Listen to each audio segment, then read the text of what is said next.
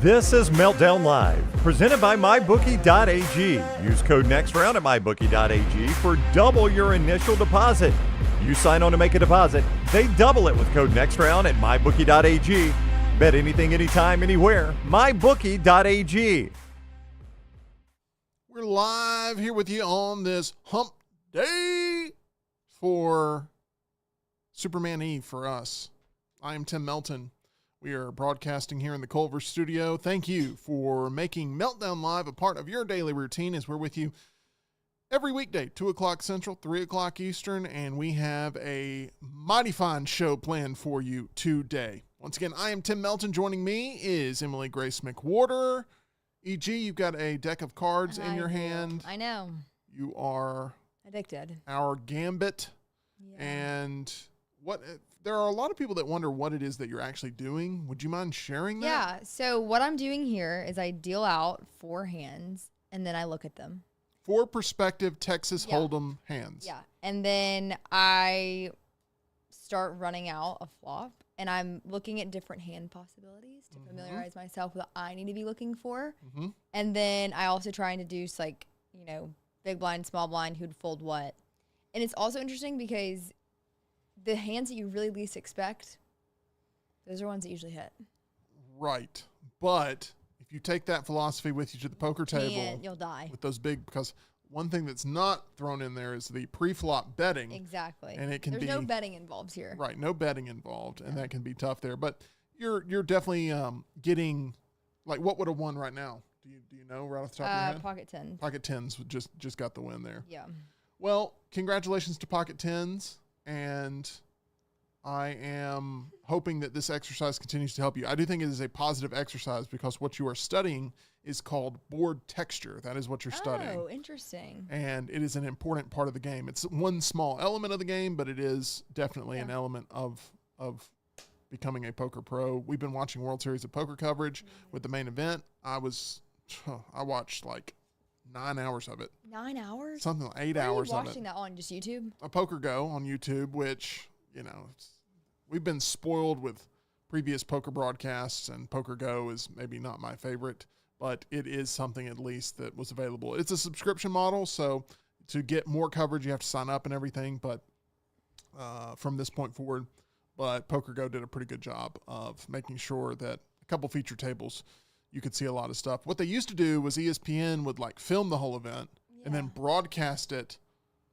like later because there weren't a lot of people keeping up with exactly what was going on. And so it was much more dramatic because they knew exactly what they had. And so they could edit. They could build storylines, and they could end up showing you hands that you think are going to be huge and they're not huge. And then they show you a hand that is huge and you're like, oh my gosh. And some of our best poker coverage of all time has come from those ESPN days broadcast. But, you know, now we all watch it live because people want to know what exactly is going on. So anyway, we're poker fanatics here at the Meltdown. We're also Tyler Lionel John's fanatics, and he's got a lot of special things to share with us and put on display. You don't have pocket 10s, you got pocket TIDs today. I do.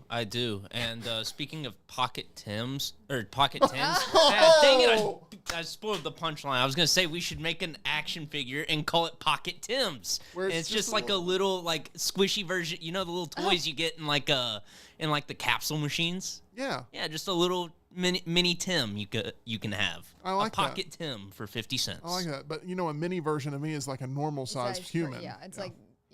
Well, you know, I don't want to live in a country where a man's bigger than his truck. That has stayed with me. That is the weirdest thing to be told on the street. I mean, it is, but also you were ambushed in the hallway too. Freak. Yeah, freak. Yeah. I was like, sorry. I wear a lot of horror themed shirts. I know that. And when I turn the corner, it like all they see is the whatever sort of scary mask is on my shirt. So. Some of it is self-inflicted. Anyway. What? It's okay. Okay. You're not wearing a nice linen shirt or something like beach vibes. It's a scary mask. I have taken no offense to anything other than the man coming up and saying that I'm too big for my tiny truck. That's all. Does my pocket Tim come with a little pocket truck? It's smaller than the Pocket Tim, but it does come included. Okay, well, that's good. You can wear them as roller skates. We have Jay in the chat talking about Jurassic World Rebirth. This is a movie that I've pretty much already forgotten about, having seen it a couple days ago. Tyler, you saw it a couple weeks ago. Yeah, I've definitely forgotten by now. The movie's just very generic. He said he liked it more than the last one, and that is a very low bar.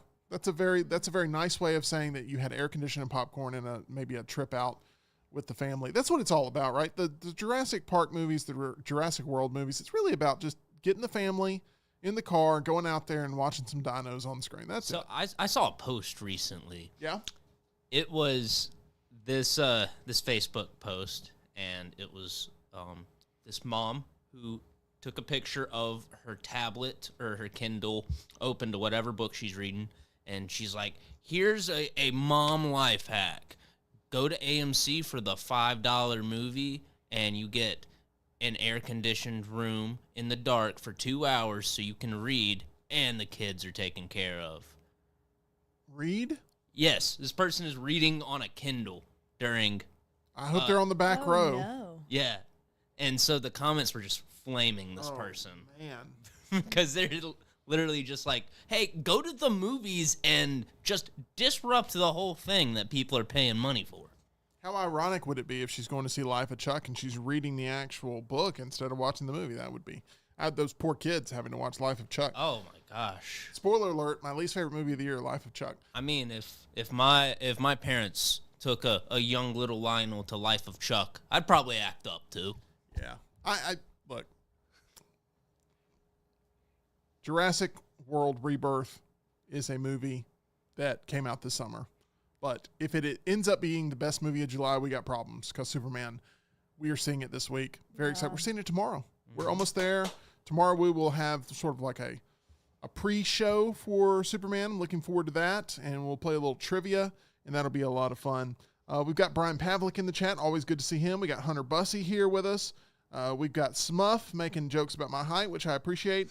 And I'm just thrilled to have all you guys on board as we're getting ready for... I like how the Pocket Tim is right around my height in Smuff's eyes. Yeah. Yeah. Yeah. Smuff, I agree with you on that. Okay, let's do this. Let's first go to Tyler Lionel Johns for some TIDs here. Because he's got some bits of TID to throw out there. Yeah. Which, by the way, Brian Pavlik in the chat today, he will be with us on Monday. Brian, I will text you back here shortly, I promise. Let's go ahead now and get to your first bit of TID, Tyler. If you have, I don't know what your TIDs look like, but if you have any Superman TIDs, save them for the last part. That's what I would recommend. I actually don't think I have any Superman today. Oh. Perfect. Okay. Yeah, I've actually got no Superman. Great. For my TIDs today. I do, however, have another superhero movie. Blade from Marvel. Got a surprising, not so much an update, but a surprising bit of TID. So, as we all know, this thing's been in the works for a long time, and it's officially been pulled from the 2025 release schedule. But a small piece of this movie ended up actually getting used. Now, this film was first announced in 2019 before experiencing multiple delays, and they hired the costume designer, Ruth Carter, who worked on Black Panther, to work on the Blade costumes. Okay. Now, obviously, because it's removed from the release schedule, we're not going to get to see what those would have looked like on Blade characters. But her hard work wasn't in vain, because she's got a good working relationship with one Ryan Coogler. And so these costumes made their way into another vampire period piece this year in Sinners. All the background characters and extras were using the Marvel Blade costumes. Yeah. Because apparently that one was also set to be a period piece. Only one blade, only ever going to be one blade. Yeah, that line just keeps getting better and better with every day. Funniest line in the movie. It's the best line in the movie. But in a recent interview with Screen Crush through Variety, Sinners producer Sev Ohanian explained that many of the background characters in Sinners were costumes originally designed for Blade after Marvel agreed to cheaply sell them to the Warner Brothers production. He also noted that Carter designed specific original costumes for all the main characters. So Smoke and Stack with like all the color theory they use, like that was done in mind. It wasn't just like, oh, let's grab these Blade costumes. No, we cousins. That's my impression of Sinners. That was good. Thank you. I'll take it. I like the guy who just keeps asking to go inside. Yeah. It's like, may I come inside? It's like, you've been coming in and out all day. Oh, that's so good. We don't need to get on a whole Sinners diatribe because we will. If you go out to the woods to take a leak in a horror movie, You'll die. That's bad news. Why do you? That's just. that should have been one of Randy's rules in Scream. That should have been It one of the really ones should here. have been. If you go to the bathroom outside in a horror movie, I mean, does that fall under the "I'll be right back" rule? yeah, that's fair. Tyler, Just damn never it. go anywhere You're right. alone. You're Don't go exactly alone. right. You're exactly right. All right. You win. Stop throwing punches. The fight's over. All right. Anyway, the costumes used for Sinners were sold at price to Warner Brothers, meaning there's really going to be a lot of retooling done for Blade. It's not looking like it's going to be a period piece anymore because you'd at least try and get something out of it if it was something you could use. But the fact that they were just like, yeah, this one cost us, $100 to make. You can have it for, how about $100? And they're just like, we just want our money back from this absolute disaster of a production. And also, Ruth Carter is supposedly working on Black Panther 3 for those costumes. Let's think about this for a second, okay? Yeah, what's up? If she ends up getting an Academy Award nomination for costume design, think about that. Like how crazy that is. That would be nutty. It would be. And guess what? It's very possible. I think it's going to happen. Yeah. Costumes help make that movie what it is. Yes. And like they're very distinct. Sinners, I think, is going to be An awards darling. I'm going to say this again. Said this many, many moons ago. I'm going to say it again. I think Sinners is going to get a full re-release.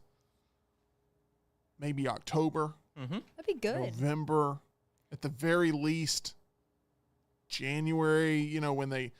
When they're trying to really push for all the awards campaigns. I think Warner Brothers knows, like, hey, there's some stuff we can do here with the score. There's some stuff we can do here with the costume design, production design.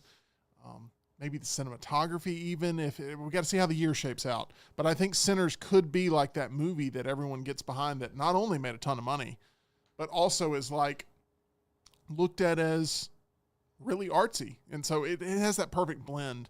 And I think Sinners is a movie definitely worth championing. I think it's the best movie of the year. If I walk out of Superman tomorrow and I go, that was better than Sinners, I'll be shocked, actually. I'll be shocked. Yeah, that's a high bar. Yeah. High bar to clear. Sinners and Superman, both on my 10 most anticipated movies of the year list, and Sinners, I can say, has exceeded all expectations. I'm getting a little envious.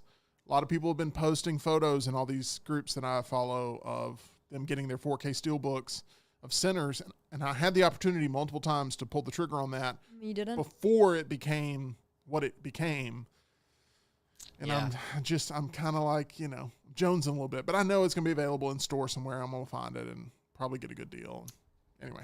Yep, it hurts though because they had that red cover. I think it might have been an alternate cover for the Steelbook. That was Michael B. Jordan in front of the door holding the Tommy gun, and it's just good. It's so good. It looks good. So, will there be more Sinners movies too? Will there be a prequel? Will there be a sequel? Will there be I don't know. I mean, Warner Brothers are going to want one. They definitely want one, or at least Ryan Coogler to come up with something that'll hit at that level. I wouldn't be shocked if, because Coogler owns the film rights in 25 years, now 24 and a half, if he ends up, producing something else, I could see it being a television series where they go into the lore a little bit more. But anyway, enough about Sinners, even though I love it. You could do a good anthology series with some of the lore they presented. Absolutely. You could just take the same sort of gimmicks and just sort of spread it around and have maybe a little cameo. All right, let's move on to your second bit of TID. Second bit of TID, little bit of news regarding a movie that EG recently saw. F1. Yeah. The F1 director has shared an idea for a possible sequel to F1.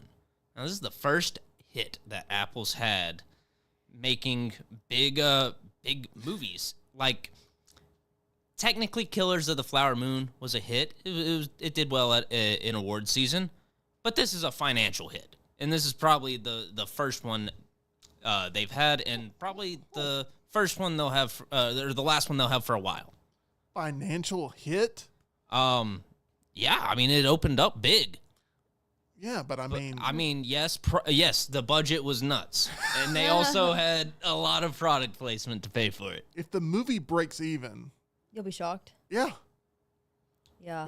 There was a lot of shark and ninja ad placements throughout the movie, I noticed. yeah. I mean, I just don't know if I can use the term financial hit and it All be right, fine. I'll just call it a theatrical hit. Theatrical. People are going to see correct. it. We're now 1-1. Yeah. You right. went on the Randy thing. I went on the financial All right. hit thing. Okay, let's continue. Joseph Kosinski, the film's director, Yeah. he's been having a lot of interviews with GQ, Entertainment Weekly, and last week he said it's up to the audience if a second film should be made. Now, given that it is Apple's most successful theatrical debut, they're probably going to want more. And due to the growing popularity of F1, with the Netflix series and just social media content really pushing F1 lately, it makes sense. And Kosinski said, what if we did a sequel that was a crossover with Days of Thunder? And so that way, we got Brad Pitt and Tom Cruise starring. Oh, wow. Let me ask this because I don't know the answer. Who owns the rights to Days of Thunder? Is it Paramount? I think Because they have a deal with Tom Cruise. So, like, if F1 is an Apple property, How are they going to... and if Days of Paramount Thunder Pictures. is a Paramount property and it's already greenlit Days of Thunder 2, then while this sounds fun, Who's going to concede? well, I don't think it'll be a concession because I don't think it's real. I mean, I think that he's really saying it. He's to try saying to, it as like a pie in the sky thing. Yeah, It'd be cool. there's no tangible way I that mean, happens, which, by the way, what would be the budget of that movie with both Tom Cruise and Brad Pitt in it? like 500 million. With all the effects that you need. 500 million? 500? I think like I don't know. We would be pushing it. I mean, Apple would have to buy out the rights because Paramount can't do the opposite. So Apple would have to buy out the rights. My first thinking was that it would be it could be a joint venture between Apple and Paramount. How many of those do we see? I mean, we don't see many of We them. don't see many. And the reason is because studios want their own, like, it's like a poker thing, right? Mm-hmm. Yeah, you could stake me, Yeah. but why would I want you staking me if I feel like I can win? Yeah. And I'd want the whole money, you know, and vice versa. So I don't know. It's I think what it is clever marketing to get people talking. Like, we're talking about it right now. I think it's a way for us to get us talking about F1, and they had Tom Cruise on the red carpet because, you know, Tom Cruise has a vested stake in movies remaining a very popular thing, especially movies with huge budgets where I believe their latest budget request for, Hold on. oh, you have more. Hold on for Okay. that one. All Yeah, I know right. where you're going. Okay. We've been reading similar articles, and so wrapping up that whole F1, or I guess F2 in this case, discussion. The whole idea spawned from a quote epic go-kart battle on the Interview with the Vampire set that Brad Pitt and Tom Cruise had. So And they never talked since. Anyway, but it now they're back must have together. been pretty serious. Yeah. Moving on to what you hinted at. Sorry. Warner Brothers has rejected Tom Cruise's request for a $275 million budget. Big money for the movie Deeper. Now, if you're wondering what on earth is Deeper, it's supposed to be an underwater action thriller, entirely shot underwater, and it would be starring Tom Cruise and Ana de Armas. Both of them have already been training in preparation for this role, doing different freediving techniques and training, just going absolutely nuts as Tom Cruise is known to do. Rumors of them being a couple. There are rumors of that. This was initially reported to be at around a $200 million budget, but Tom Cruise has been pushing for $275. And even though that Warner Brothers seem to be all on board with this, they're saying it stops at 230. We're not going any higher. If you want to still shoot this movie, figure it out somewhere else. And so now they're looking to get Universal in talks to pick this one up. It'll be a supernatural thriller following a disgraced astronaut played by Tom Cruise who embarks on a deep-sea mission to explore a recently discovered ocean trench only to encounter a mysterious and dangerous force. Now, part of the reason could be this would be an original underwater sci-fi film that's a thriller with no built-in audience other than Tom Cruise's fans. How many more times will Tom Cruise get approved a budget to where he risks life and limb on screen, and that is the promotional hook to where you got to go see it? Does Tom Cruise actually die in this movie? He is out there promoting it, but did he die while making it? Almost. Go see it. That is the hook to go watch these movies. Tom Cruise does wacky stuff to where he risks his entire livelihood every single time because he's so committed to his craft, and people eat it up. Now, there was a behind-the-scenes clip that came across my timeline for The Final Reckoning when Tom Cruise is falling out of the plane. So to prepare for that, he had this camera rig strapped to his waist. They call it like I think it's a halo rig, or that might have been the center's rig. Yep. Anyway, the camera comes up and out, so it's in front of your face. And so he hops on the helicopter strapped into this camera rig. And he just hops out and falls and lets it film. And before he's like, all right, now where do you want me in the frame when I'm falling? Like, dude is dedicated to his craft. He is. Absolute professional. Yes. I mean, how many people in the world do you think could be said, you could tell, all right, when you fall out of this helicopter, we want you to be in this part of the frame and, your right hand extending to this part of the frame. And them nail it in one take. Right. And how many more times can they get away with overinflated budget for the same type of gimmick?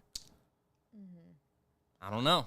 Warner Brothers is saying no thanks. Returns on Final Reckoning are pretty lukewarm considering it's like a $400 million budget. Right. And for these movies, right, it's not just, I'm sure some people hear like, oh, they want 275. Well, it's going to make 275 million. It'll be like, you don't understand, like, theaters get half the cut because it's got to be theatrically released for Tom Cruise to even want to do it. I think Tom Cruise, hear me out, needs to do a $100 million courtroom drama or something. Like, he needs to get back to A Few Good Men. I'm saying he needs to get back to something that is him showing off his acting chops. I mean, I think that's what he is going to do because, Mission Impossible is reportedly over. And so I think he's going to go for an Oscar because he's already getting the Lifetime But award. this movie he's pushing for is not that. No, he's got a couple of other projects in the works. That are all the same will Tom Cruise die on screen gimmick.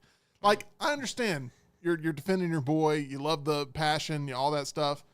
But it's what's going to happen is it's a game of hot potato with the studios. Which one's going to get stuck with the one that no one goes to see because people are burnt out on it because it's getting too gimmicky.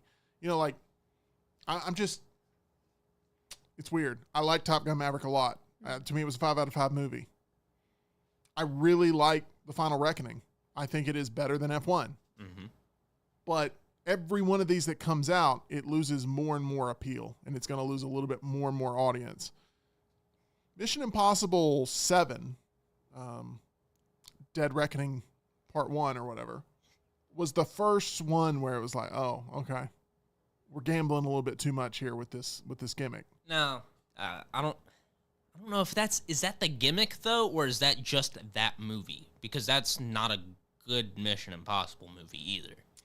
It wasn't great, but it released at a horrible time. Yeah. To where people were way more invested in Oppenheimer and Barbie as being like two very distinct. Mm-hmm. There's never been two movies that have released like that ever that have gone after two totally different audiences that both audiences went to go see. It's a very strange lightning in a bottle situation. And it got buried by that and it lost a lot of premium screens. But every Mission Impossible movie was ramping up the will Tom Cruise die. The gimmick is done. I think it's done. And I understand why Warner Brothers is gun shy over giving him the money he needs to be able to do it yet again on screen. But we'll see. I think he needs to go back to something a little bit smaller, show off some of the acting chops. Like you said, go for the Oscar play. He's getting one anyway. He's getting an honorary Oscar. Yeah. But lifetime achievement for stunt work or something. Yeah, exactly. And that's what his career is going to ultimately end up being reflected by if he doesn't get back to showing us a little bit more of that pedigree that he has. Because I think he's a fine actor. I just think he's... I like him in Jerry Maguire. Yeah. I think that one doesn't get mentioned enough. Color of Money with Paul Newman. Yeah, no, I mean, he needs to get back to it. Pavlik's talking about a cocktail in the chat. Yeah. That one's not for me. Rain Man, Risky Business. Yeah, I mean, Rain Man. Give us a little bit more of that. Show us if The Outsiders. you're a true movie star. Show us that you've still got the chops. That's what I want to see. Because I got some of that in Top Gun Maverick, and I was really thrilled, and I wanted more of it.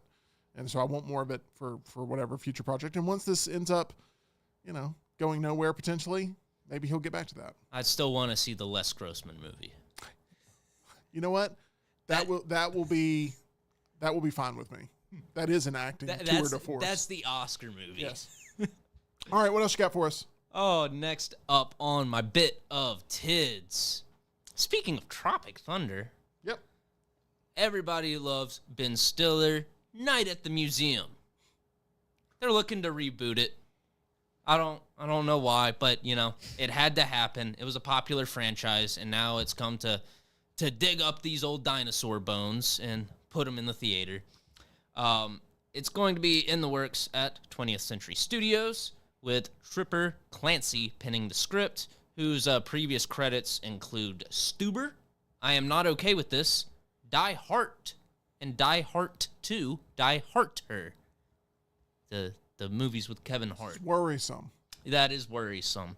And it's also unknown what the plot will be, but it's said that it will be a fresh story at the museum with new characters. I don't want to see that. I like Ben Stiller, and it's just going to make me sad that Robin Williams is no longer with us to be Teddy Roosevelt and dropping such classic lines as, I'm made of wax, Larry. What are you made out of? I don't know what to say about this other than it sounds like an awful idea. There will be that mom with a Kindle taking her kids to go see this. Yeah. Yes. But, yeah, if you rip out the heart of the original and just try to repurpose this with, initially when I hear this, I think Kevin Hart's going to be in this movie. That's what I'm thinking. I think Kevin Hart's going to be 100%. security guard. They should do a Night at the Museum crossover with Paul Blart, and I think it would be a real... Oh, okay. I like that. You get me Kevin James and Ben Stiller, and I'm in. You might need to get paid for that idea. You need some points on the back end. Did you guys just buy tickets to this? I think I did. This crossover? I think I did. Wow, y'all's generation is cooked. Okay, let's go ahead. Like, y'all got way too excited about we that. really did. And Paul Blart Night at the Museum. Paul Blart's Night at the Museum. How's that? It works. yeah. Where he takes the new job because Ben Stiller's retiring, and he hands the keys over. And anyway, I guess I should write this thing. Yeah. Okay. I mean, Kevin James They'll just let the guy who wrote Die Hard write it, so you're up now, Tim. Kevin James just perked up. He's like, Yeah. I like it. hey, I let like it a them lot. come to you on this one. That's a smart idea. Okay. What you got for us? What's next? All right, this is the final bit of TID. Okay. Moving over to gaming. There has been a recent movement going on, an initiative, if you will, from fans called Stop Killing Games. And this is directed towards studios and developers that make these live service games, and then when they look around and see that the sales aren't there and microtransactions aren't there anymore either because the average gamer is just fed up with them, they just kill the game. And if you paid $70 for access, well, sorry. Yeah. You can't access it Some anymore. server holds your future in its hands. Exactly. You don't own the game. So there's been a bit of an update to this, kind of a response that is almost the perfect advertisement for Stop Killing Games. Ubisoft updated their end user license agreement, or EULA for short, and has gotten a lot of backlash over it.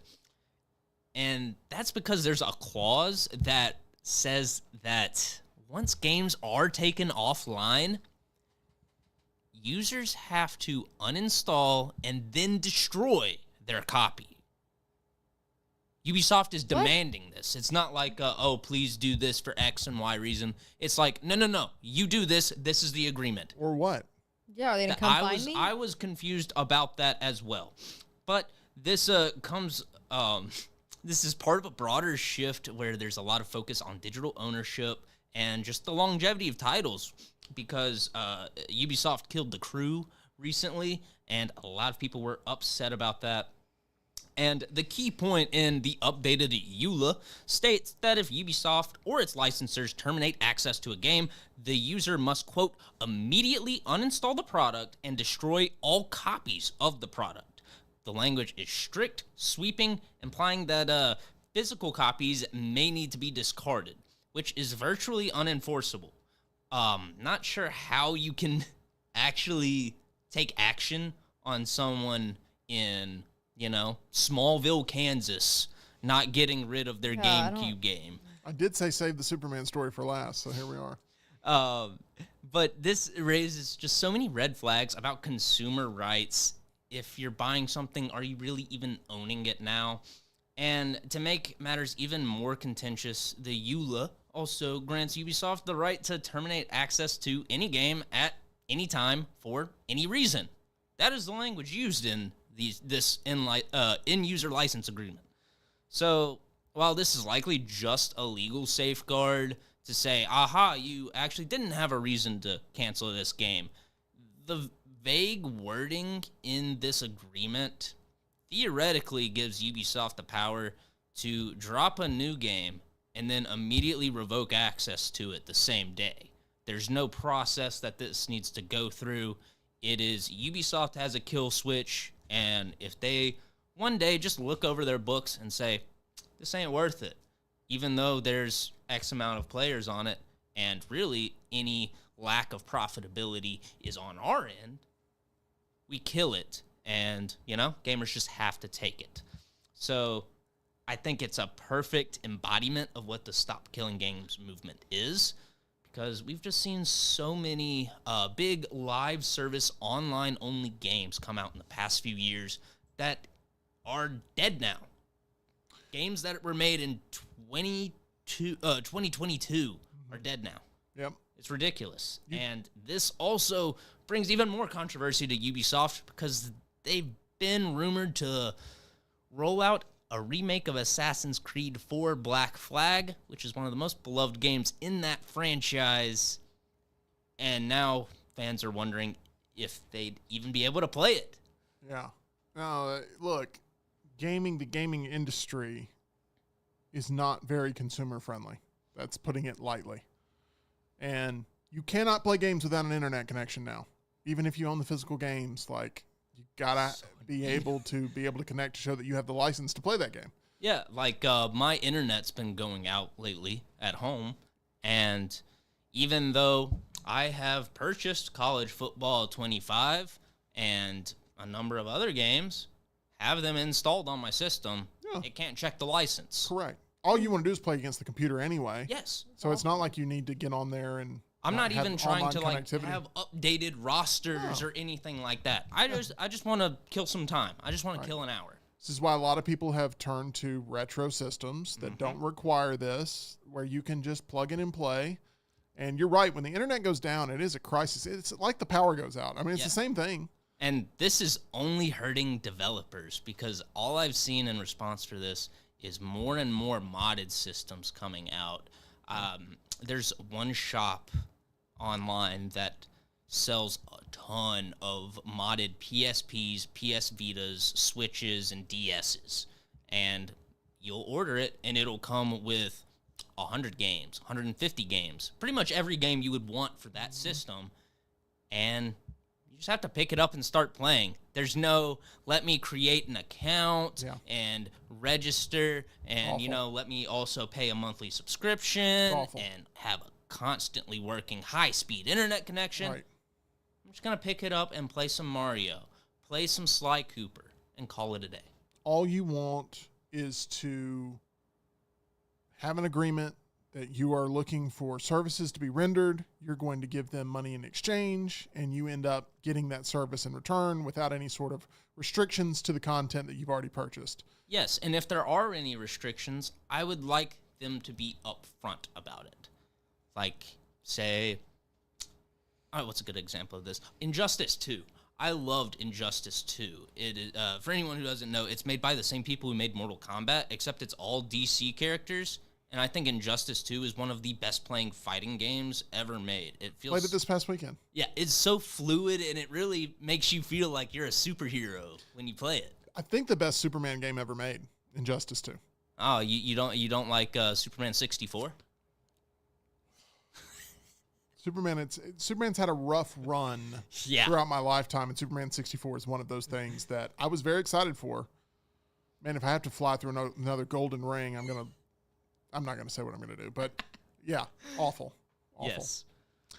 Okay, well, Tyler, thank you for that. It's very depressing. Pretty soon the robots will be running our lives anyway, and we won't have any sort of user agreements with that. So, well, Lance has been asking his robot which movies to watch. I thought he had stopped with the robot. I thought he said it was too dark of a path to go down, and he had uninstalled it, and he wasn't. Oh, he watched a Korean movie last night that the robot recommended to him called The Gangster, the Cop, and the Devil. Do you like it? He said he liked it. Oh, gosh, you're going to keep going back to the robot. He is. We got EG over here playing with blades because she can't get to the Paul Blart Night at the Museum crossover fast enough. It's really upsetting her.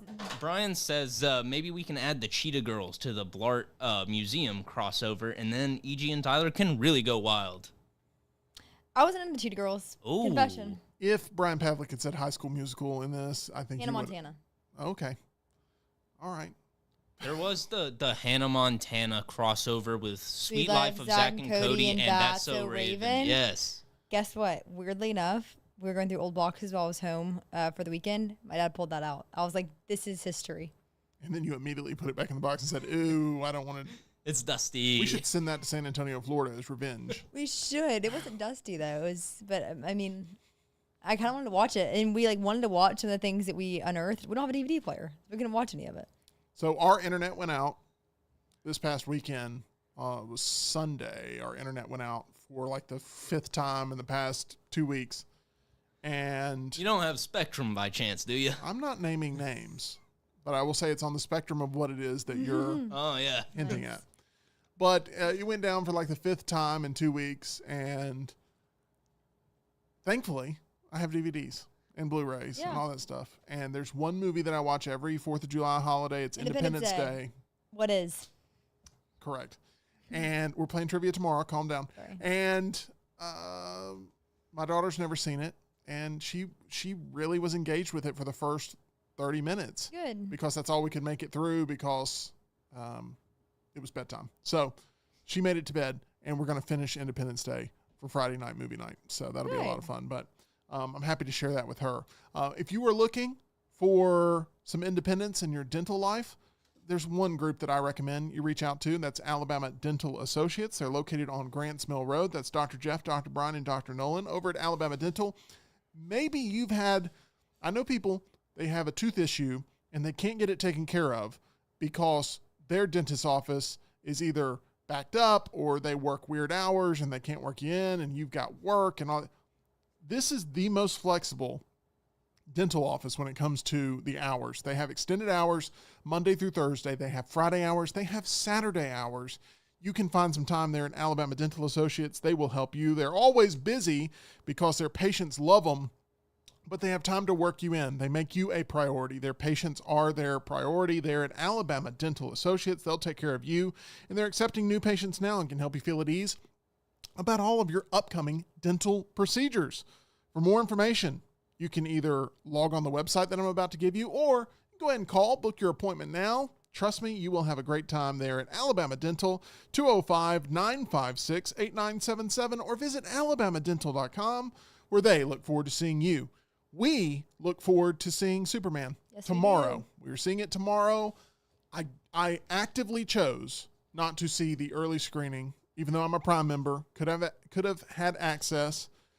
I wanted to see it in the natural Thursday window because I have been burned so often by seeing movies early, whether it's because they're hot garbage and they're just trying to get them out there in front of the wave of issues that are going to be coming from word of mouth, or they're amazing and I feel like angry that I have nobody to talk with about it for the most part for a couple of days, and that I don't get to experience it for the first time when everybody else is experiencing it for the first time. You don't have this problem, E.G. No. But I have this problem when it comes to Christmas gifts, okay? I don't like the idea of opening Christmas gifts before Christmas.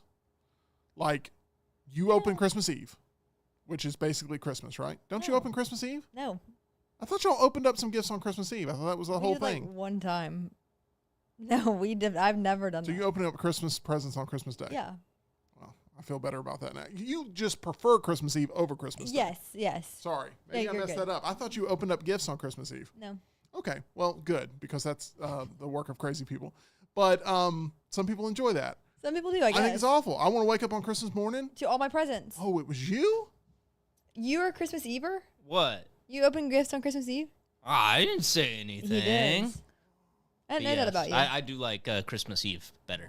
Okay. No, better, no. Well, I also like opening gifts like Christmas Eve. But what do you do? What do you mean? I open the gifts the same as you would. On Christmas Day, it's just at night. So when you wake up Christmas morning, all the gifts are already opened, or you save some? I mean, we'll save some. Like what we'll do is, like, my grandparents will come over and, like, cousins, and we'll exchange gifts and Christmas open. Eve. Got it. Yeah, Christmas Eve. Okay. And then, like, if I get my sister a gift and she gets me one, we'll exchange Christmas Eve. And then, the Santa presents will be Christmas morning. Yes. Okay. Gotcha. Man flying around in red. That is what we're going to be talking about today with Santa and with Superman all week long. I will say this, that I just wanted to wait. I wanted to wait for this natural Thursday showing. Excited.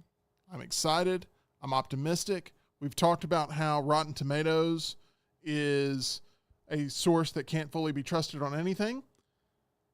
However, they are part of the dialogue when it comes to major movie releases because it's pretty much all you got to talk about sort of where this thing is fitting in the lexicon of critical and commercial support. Right now it's at an 85% on the tomato meter. That is with critics that I believe they really opened the gate up too wide for too many critics to be a part of the site. But anyway, that's a whole nother thing. I loved Rotten Tomatoes for a long stretch of years, and now I'm just like repulsed by it. The tomato meter, though, which is certified audience reactions, it's sitting at a 96% so far. Ooh. So that's positive, especially since there are so many people that have been wanting to tank this movie. Mm-hmm. I don't know what you have to do to be the certified audience, like having seen it. I feel like you have to. You reserve tickets on Fandango.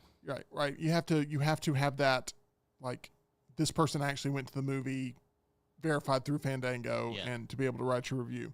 That's at a 96%. I don't know where it's at currently on Letterboxd, which I find to be a service that I've really gravitated even more towards. Do you have any information on that? I'm sorry, I was looking at the chat. They keep making me laugh. Samuel says he watched Superman in AMC and felt like he was in a third world country. Cinemark blows AMC away, apparently. But I haven't been to a Cinemark. Once again, and I feel like I'm missing out. The napkins at AMC smell like a wet crypto. I was there on Monday, and I was so cognizant of those stupid napkins. You can't wipe your hand on them either. You can't. They're not even. I don't even think they're made of paper. I don't know what it is that they're made of. I might bring my own napkins tomorrow. Will you share some? Bring some napkins for all of us. Okay. Okay.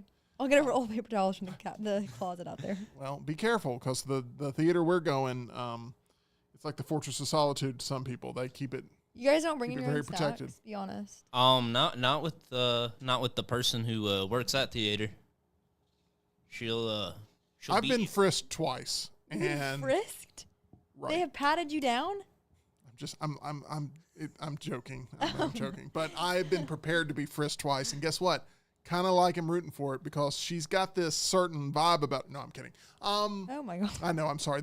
I didn't think you guys would play ball with me on that, so I immediately reversed course because if you know the stories, it's just kind of like a joke. She gave me a cavity search. You basically took my joke and just doubled down on it. Yeah. But anyway, yeah, I'm prepared. She still is not requiring. I still saw her checking people's IDs, even with the new procedure. Yes. That is like her. No one her thing. spoke to me when I went. I wasn't even. No one addressed me. You didn't go to the theater we're going to tomorrow. Oh. Yeah, it's a different experience. Yeah, I'm assuming you went to the one closer to here, and you can give kind of just walk in that it's one. okay. Depending, what are you doing, EG? She's gonna walk into Superman with that tomorrow, and I'm gonna be like, I'm we don't not. know her. No, I'm not. She's playing with the box cutter, and that's not a good thing. Anyway, Superman. Final check in real quick. This was also what I was trying to get to because it was making me laugh. Brian Pavlik says, Tim, are you not worried about someone ruining Superman for you? A la Snape killed Dumbledore on page 606. Is that really something that happens in Harry Potter? I Because I'm going through the series right now. Golly. That was awful. No, I didn't even think about that. My bad. Wow. Okay, let's just land this plane. Okay. Wow. I'm truly not upset. Yeah, I didn't think you would be. Everything's fine. But yeah, what's funny is you did spoil something that I am going through. Yeah. But thank you, Pavlik. That'll make Monday's show very interesting. But no, that's on me though, because I've waited 15, 20 years to watch Harry Potter.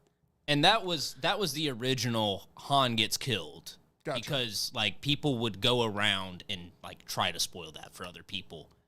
Like Mission accomplished. a lot of people posting up at the Barnes and Noble with a sign with like all the character deaths in the final book. Yeah. I don't think Superman's going to be playing any Quidditch tomorrow. No. But if he was, I know EG, you'd be fully in. Yeah.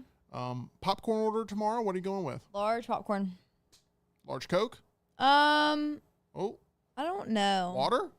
Potential. Nothing? Just the popcorn? No, I'll have a bev, but I just really can't. I don't really want to buy a $6 Coke with the freestyle machines. I don't like those. Do they have freestyle machines at this one? They do. Yeah. I can't. I don't like freestyle machines. I do think freestyle machines not nearly as good as the old Coke pours that used to exist. They're so right, with bad. the I fountain. hate a freestyle. They're sticky. They're just gross. So I might bring my own beverage in. Okay, well, try to keep that under wraps. Yeah, and I will. We'll Don't try not to expose you. I hope there's no narcs that are calling No, ahead. I'll just have a big tote bag. See, it's so much easier for females to sneak in stuff. Like Yeah. I'm really sort of thinking Y'all have about pockets though. We don't have pockets. Yeah, but there's only you got to have keys, phone, wallet. I mean, Y'all's pockets are much different. I know the pockets are different. I've heard this take before, and they're different, but it's not different enough where I could sneak in a drink, a candy bar, and a Y'all snack. could fit in. You wear cargo short or cargo pants. I'm not wearing cargo But you pants. do wear cargo pants. I have one pair. Well, you could wear those and sneak everything in. And a big hoodie. Put your little twisted, bottle in your pocket. this has been the weirdest Superman preview we've ever done. Yeah. But I will say that it's going to be a vibe tomorrow. Yeah, it's gonna be fun. And hopefully EG does not get arrested. I won't get arrested. I'm pretty sure somehow you'll frame somebody else, and that's typically how that works. But yeah, I'm very excited for Superman tomorrow. I'm hoping it lives up to the hype. Some of our audience, once again, having seen the movie, says it's good. And that is something that is refreshing and re-energizing because we need it.